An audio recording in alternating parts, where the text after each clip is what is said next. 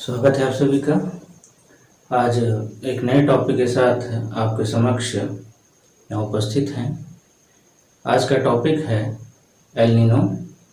आइए देखते हैं कि एल नीनो क्या है, इसके गुण विशेषताएं क्या हैं, इसके दोष क्या हैं, इसके होने पर क्या नुकसान है और इसके न होने पर क्या फ़ायदे हैं। आइए इसको समझते हैं।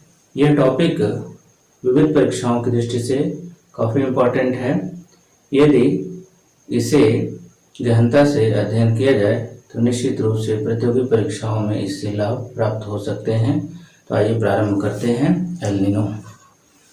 एल नीनो यह एक स्पेनिश शब्द है, स्पेनिश, जिसका अर्थ है क्रिसमस का बच्चा।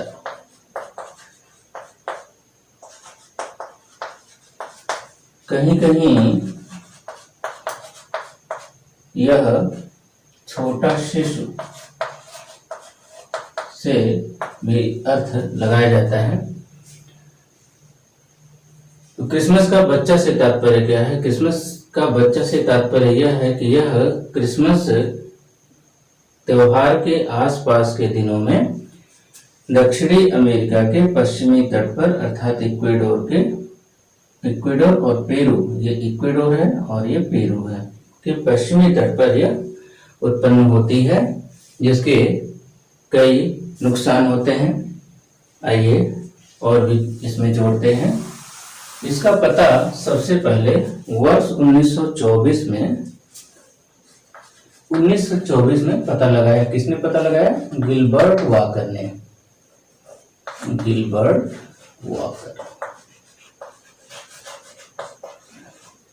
गिलबर्ट वॉकर ने देखा कि कुछ वर्षों के अंतराल पर जो मानसून की सामान्य विशेषताएं हैं उसमें परिवर्तन हो जा रहा है। प्रायः जिन भागों में अच्छी वृष्टि होती है, जिन प्रदेशों में अच्छी बारिश होती है, वे प्रदेश कुछ खास वर्षों में कुछ खास अंतराल के बाद प्रायः सूखाग्रस्त हो जाते हैं या उन भूभागों में कम बारिश होती है। तो इन्होंने इस धारणा का पता लगाया, जिनका नाम है गिलबर्ट वॉकर। आइए और भी इनके बारे में जानते हैं। एल नीनो से संदर्भित जो बातें हैं, एल नीनो की जो अवधारणा है उसके मूल में यह है कि समुद्री सतह के तापमान का प्रभाव वायुदाब और हवाओं पर पड़ता है। इसका तात्पर्य यह है कि समुद्री सतह जिस प्रकार की होगी उसका प्रभाव कहीं न कहीं वायुदाब के ऊपर, हवाओं के ऊपर देखने को मिलेगी। यदि समुद्री सतह गर्म होगी तो उच्च वायुदाब की स्थिति देखने को मिलेगी। यदि समुद्री सतह ठंडी होगी तो निम्न वायुदाब, नहीं, पुनः सुने, यदि समुद्री सतह गर्म होगी तो निम्न वायुदाब की स्थिति देखने को मिलेगी और यदि समुद्री सतह ठंडी होगी तो उच्च वायुदाब की स्थिति देखने को मिलेगी। अर्थात समुद्री सतह के तापमान का प्रभाव वायुदाब और हवाओं पर पड़ेगा। तो यदि वायुदाब और हवाओं की दिशा बदलेगी, उनके गुणधर्म बदलेंगे, तो निश्चित रूप से वैश्विक परिवर्तन भले ही कुछ दिनों के लिए हों, कुछ समय के लिए हों, लेकिन निश्चित रूप से देखने को मिलेंगे।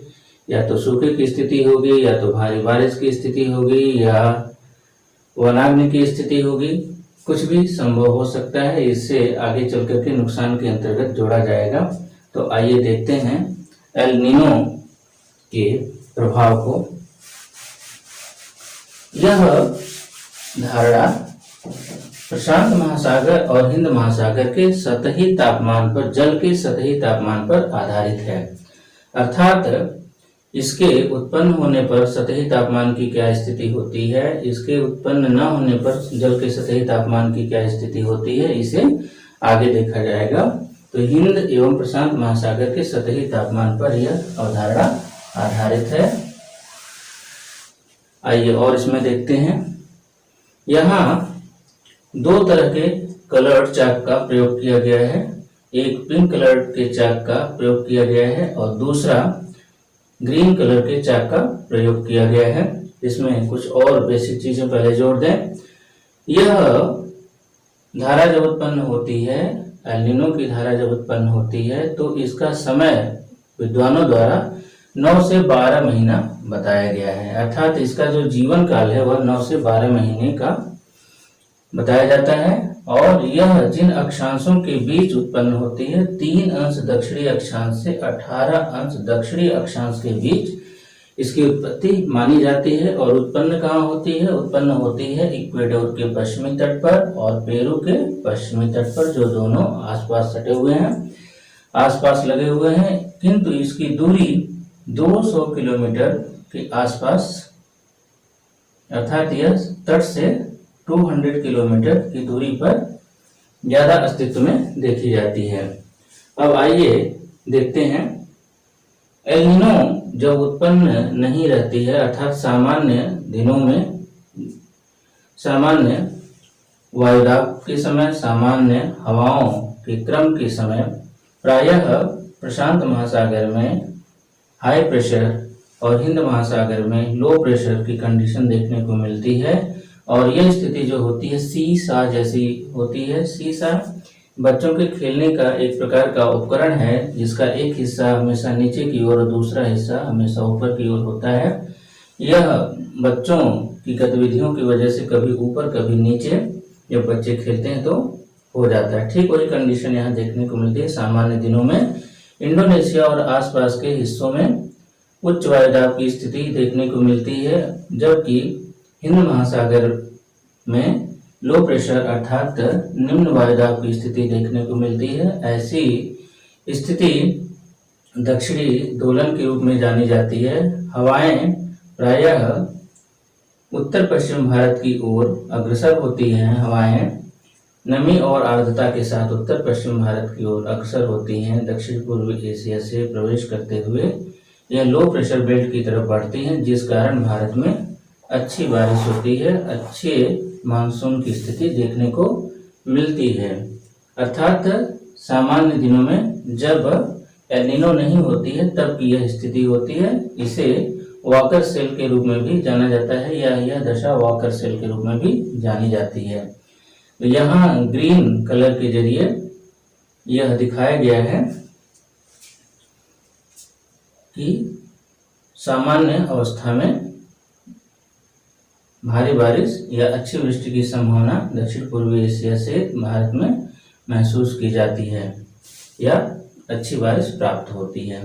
अब इसके बाद दूसरी स्थिति को देखें। दूसरी तरफ यहाँ पर HP को दिखाया गया है। यहाँ पर हाई प्रेशर, अर्थात जब वॉकर सेल सरक करके यह पूर्वी हिस्से की तरफ स्थानांतरित होती है, यह कब स्थिति उत्पन्न होती है? यह स्थिति तब उत्पन्न होती है जब एल नीनो की उत्पत्ति होती है। क्रिसमस के बच्चे की धारा या क्रिसमस के आसपास के समय की गर्म धारा जब उत्पन्न होती है, तो उन दिनों की स्थिति को यहाँ पर दिखाया गया है। यहाँ इस भूभाग में वॉकर सेल के सरकने की वजह से यहाँ हाई प्रेशर की स्थिति बन जाती है और एल नीनो के आसपास के क्षेत्र में न्यून प्रेशर की स्थिति या न्यून वायुदाब की स्थिति बन जाती है। फलतः हवाएं इधर न मुड़ने के बजाय इस तरफ मुड़ने लगती हैं, अर्थात इस भूभाग में ही हवाएं घूम फिर करके रह जाती हैं और भारतीय परिक्षेत्र में या दक्षिण पूर्वी एशियाई परिक्षेत्र में ये हवाएं पूरब की तरफ सरक जाती है। फलतः यह भूभाग वर्षा विहीन या कम वर्षा का क्षेत्र या सूखा प्रवण क्षेत्र हो जाता है। ऐसी स्थिति क्यों उत्पन्न होती है? ऐसी स्थिति तब उत्पन्न होती है जब एल नीनो का प्रभाव देखा जाता है। इस स्थिति में प्रायः नीचे का जो जल है वह गर्म होकर के सतह के ऊपर आने लगता है और सतह पर पहुंचने की वजह से यहाँ पर दिखाया गया है लो प्रेशर का एरिया बन जाता है। फलस्वरूप हवाएं उच्च दाब से निम्न दाब की तरफ आने लगती हैं। इसके उत्पन्न होने से इस भूभाग में मछलियों के लिए चारे की कमी या प्लैंकटन की कमी हो जाती है और कभी कभी टेम्परेचर के अधिक होने की वजह से यहाँ पर मछलियाँ मरने भी लगती हैं। तो यह स्थिति कहीं न कहीं खतरनाक भी होती है। पूरी विश्व में विद्वान जगत या कृषक जगत के लोग जलवायु जगत के लोग यह चाहते हैं कि एल नीनो की उत्पत्ति न हो, किंतु यह एक प्राकृतिक घटनाक्रम है जो अपने समय पर 2 से 5 वर्ष के अंतराल पर किसी न किसी रूप में अवश्य उत्पन्न हो जाता है। और कहीं कहीं पुस्तकों में ऐसा भी दिया गया है कि 10 वर्ष के अंतराल पर यह 2 से 3 बार या 10 वर्षों के अंदर यह 2 से 3 बार भी उत्पन्न होती है। तो यह एल नीनो के संदर्भ में बताया गया, अर्थात एल नीनो के उत्पन्न होने के समय वाकर सेल के पूर्वी हिस्से में सरक जाने की वजह से यह भूभाग या भारतीय परिक्षेत्र कम वर्षा प्राप्त करता है या कभी कभी सूखे की स्थिति उत्पन्न होती है, किंतु सामान्य दिनों में अच्छी बारिश, अर्थात जब इंडोनेशिया के आसपास HP या हाई प्रेशर बना हुआ होता है तब सामान्य वर्षा होती है या अच्छी वर्षा की स्थिति महसूस की जाती है। अब आइए देखते हैं कि इससे नुकसान क्या है, एल नीनो के उत्पन्न होने से क्या क्या दिक्कतें आती हैं। वर्ष 1982-83 में पूरे विश्व में भयानक घटनाक्रम घटित हुए। इंडोनेशिया, जो यहाँ दिखाया गया है, इंडोनेशिया के आसपास के क्षेत्रों में भयानक सूखा पड़ा और यह सूखा लंबे समय तक पड़ा था, जिस कारण यहाँ काफी संकट यहाँ के लोगों ने झेला। दूसरी स्थिति, ऑस्ट्रेलिया के जंगलों में भयानक आग लगी। इस आग ने काफी जंगली जीवों का, वनस्पतियों का नुकसान किया। इसके साथ ही साथ जो चाइना का बेल्ट है, चाइना के बेल्ट में भयानक तूफान की स्थिति देखी गई, जिस कारण काफी तबाही हुई। इसके अलावा जो कैलिफोर्निया ये है, कैलिफोर्निया के क्षेत्र में भयानक बारिश होने के कारण बाढ़ जैसी स्थितियां देखने को मिली और कुछ क्षेत्रों में एल नीनो के समय भारी हिमपात या जिन क्षेत्रों में बर्फबारी की संभावना नहीं थी, ऐसी भी स्थिति देखने को मिली। एक आकलन के अनुसार वर्ष 1982-83 में लगभग $20 अरब का पूरी दुनिया में नुकसान हुआ था और 2000 लोग से अधिक मारे गए थे। तो एल नीनो के उत्पन्न होने से ये तमाम खतरे उत्पन्न होते हैं और कहीं न कहीं यह संपूर्ण विश्व के लिए किसी न किसी रूप में सुखद नहीं मानी जा सकती है, यह कष्ट ही लेकर के आती है।